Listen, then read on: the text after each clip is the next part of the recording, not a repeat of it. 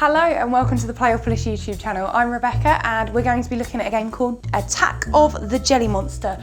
The premise of it is a giant gelatinous alien has come down from space and is wreaking havoc all over your city, and he's depositing some jelly-like substance as he goes.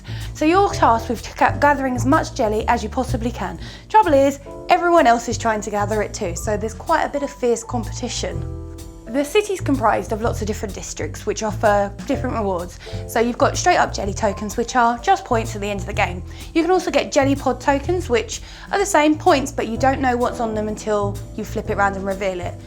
Each player has 7 dice and they all roll them simultaneously and try to gain control of these districts.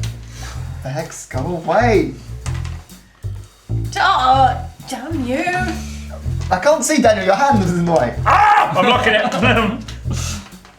Different dice rolls allow you to manipulate the target marker so you can gain more points or even make someone else get less points or completely nothing that they want. You can also try rolling a 1 or a 2, and then the person at the end of the round with the most dice in the middle gains a jelly pod token. You can also choose to lock down your district by using your dice screen and placing it over the top, and then no one else can add or remove any of your dice, so therefore you keep the reward that you had in mind when you were putting those dice on there. There are 4 rounds in this game and they are over in a flash. The whole game plays in like less than 15 minutes. At the end of the round, the whole board rotates so that you've got different districts in front of you, so you can kind of get a different tactical view on things, and also all the target markers are reset, so it's kind of like a level playing field at each round.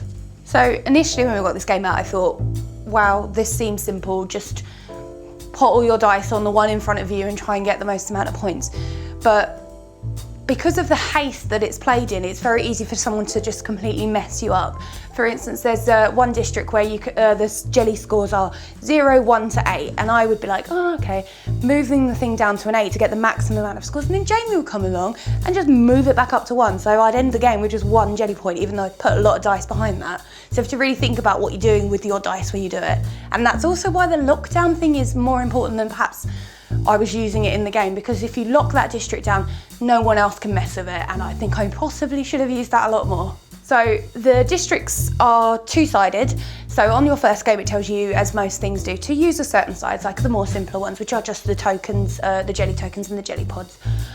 When you flip them over, they have a more complicated version, so you've got one district that mimics the districts to the left and right of it, which can get really complicated because you're not only trying to work out where that person is on that district, what it'll actually mean on there. Everything in this game is like a really nice quality. I love the art and the colour.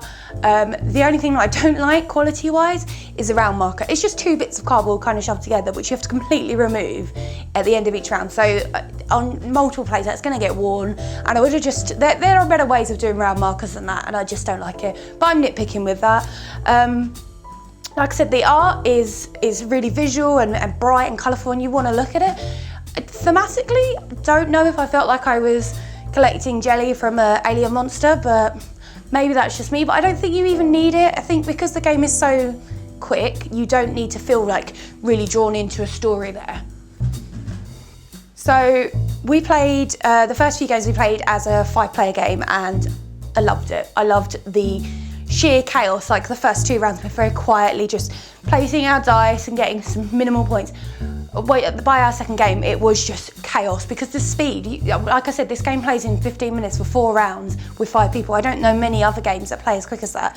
So you're trying to think, what do I do with my dice? While also trying to work out how to mess up the people next to you. So I love that speed. When we played it with a 3-player game, I must admit I did feel like it lacked something for me because it didn't have that kind of chaos that I enjoyed in our first games with the 5-player one. So I feel like this is definitely a game better suited to the maximum amount of players. Attack of the Jelly Monsters is a really fun game. It's really short and it's really quick. I get kind of King of Tokyo vibes from it, possibly due to the art style as well, and obviously the dice rolling. But unlike King of Tokyo, it's even less complicated and it's even quicker. So I think it's a really good start to like a game night, and it will get people talking and like relax people. So I'd recommend playing it, I really would. Thank you for watching, and as ever, do the YouTube thing, do the like, comment and subscribing, and thank you very much. Goodbye.